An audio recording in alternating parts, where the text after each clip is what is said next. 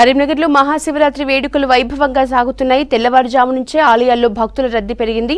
రెండో వేములవాడగా ఉన్న గౌరీ శంకర్ ఆలయంలో ఉదయం నుంచి శివరాత్రి సందడి కనిపిస్తోంది. స్వామివారిని దర్శించుకుని మొక్కులు చెల్లించుకుంటున్నారు. రాత్రి లింగోద్భవ పూజలతో పాటు జాగరణ కోసం ప్రత్యేక ఏర్పాట్లు చేశారు.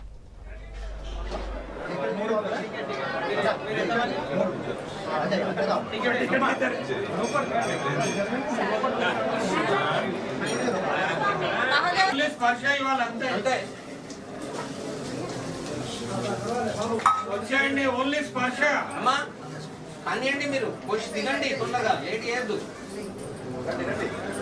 చిట్టి పంపించాలి, దిగండి ప్లీజ్. రంగారెడ్డి జిల్లా రాజేంద్రనగర్ రాంబాగ్ చిన్న అనంతగిరి ఆలయానికి భక్తులు పోటెత్తారు. తెల్లవారుజాము నుంచి ఆలయానికి బారులు తీరారు భక్తులు.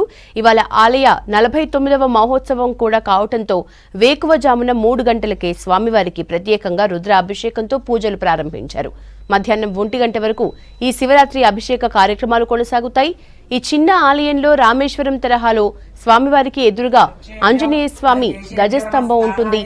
అతి పురాతనమైన దేవాలయం అవటంతో భారీగా భక్తులు ఉదయం నుంచి సాయంత్రం వరకు వస్తూ స్వామిని దర్శించుకుంటారు.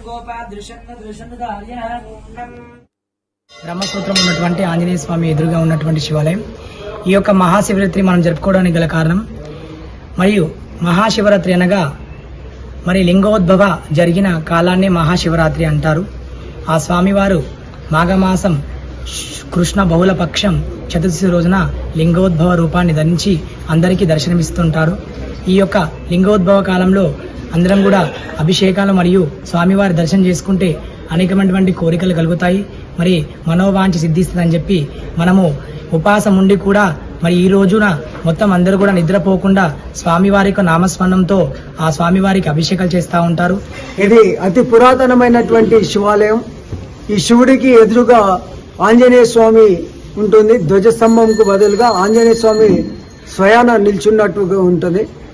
ఏదైతే రామేశ్వరంలో శివుడికి ఎదురుగా ఆంజనేయ స్వామి ఉంటాడో అదేవిధంగా జ్యోతిర్లింగంగా ప్రసిద్ధిగాంచినటువంటి దేవాలయం చిన్న అనంతగిరి శివాలయం.